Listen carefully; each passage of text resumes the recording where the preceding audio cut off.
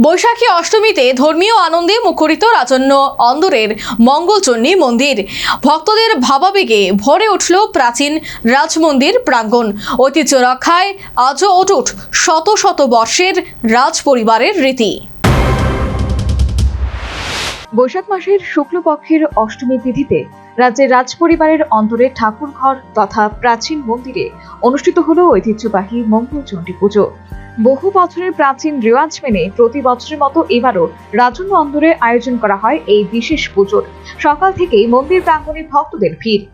ধর্মীয় বিশ্বাস অনুযায়ী বৈশাখী শুক্লপক্ষের অষ্টমী তিথি দেবী আরাধনার জন্য অত্যন্ত শুভ বলে মানা হয়। এদিন দুপুর 12:20 পর্যন্ত অষ্টমী তিথির স্থায়িত্ব ছিল।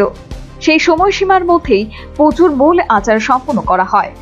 পুরোহিতদের বৈদিক মন্ত্র উচ্চারণ, ধূপ, দীপ এবং আরতির মধ্য দিয়ে গোটা পরিবেশ হয়ে ওঠে ভক্তিময়। মন্দিরে আগত অসংখ্য ভক্ত সাধারণ দেবীর কাছে সংসারের মঙ্গল, পরিবারের শান্তি এবং সুস্বাস্থ্যের কামনায় পুজো দেন। বিশেষভাবে মহিলাদের উপস্থিতি ছিল চোখে পড়ার মতো। অনেকেই উপবাস থেকে দেবীর আরাধনায় অংশ নেন।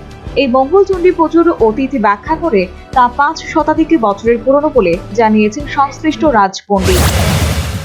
এটা মঙ্গলচণ্ডী পূজা, এটা আজকে 500 বছর থেকে বেশি পুরানো হয়ে গেছে এবং বহু বছর ধরে চলে আসছে।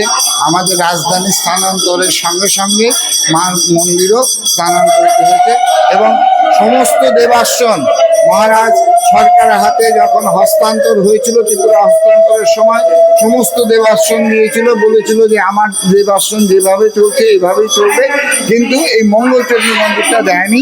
উনি ওটাকে নিজের এসে রেখে দিয়েছিলেন এবং আমাদের স্বর্গীয় মহারাজ কিরিট বিক্রম এবং আমাদের রাজমাতা বিভূদেবী দেবী ওনারা এটা পাবলিক ঢোকার জন্য অনুমতি দিয়েছেন এবং এরপর থেকে পাবলিক এখানে আসতে পারে। এর আগে পাবলিক এই অন্দরমহলে আসার নিয়ম ছিল না, এখানে শুধু রাজা মহারানীরাই এসে পূজা দিত। মহারানী তুলসীবতীর সময় থেকেই এই মঙ্গলচণ্ডী পুজো হয়ে আসছে বলে জানিয়ে নিজ বিশ্বাসের কথা জানালেন এক ভক্তিমতী গৃহিণী। আচ্ছা, এটা শুরু করেছেন মহারানী তুলসীবতী। তো এখানে প্রতি বছরেরই বৈশাখ মাসের কোনোবার 5টা মঙ্গলবার পরে, কোনোবার 4টে মঙ্গলবার পরে, সেই অনুযায়ী এখানে মঙ্গলার্থে পুজো হয়। এখানে একটা কামিনী গাছ আছে, এটার মধ্যেও দেবত্ব মাহিত্য জড়িত। এখানে যার যার মনোবাসনা, এখানে লাল সুতো বেঁধে যার যার মনস্কামনা করলে সেই মনস্কামনা সেই আদি যুগ থেকেই মনস্কামনা পূর্ণ। রাজপরিবারের এই মঙ্গলচণ্ডী পুজো শুধুমাত্র ধর্মীয় অনুষ্ঠান নয়, বরং রাজ্যের ঐতিহ্য ও সংস্কৃতির এক গুরুত্বপূর্ণ অংশ বলে মনে করছেন প্রবীণরা। আধুনিক সময়েও শতবর্ষের এই প্রাচীন রীতি আজও একই শ্রদ্ধা ও আস্থায় পালন হওয়ায় ভক্তরাও খুশি। Bureau report, news vanguard.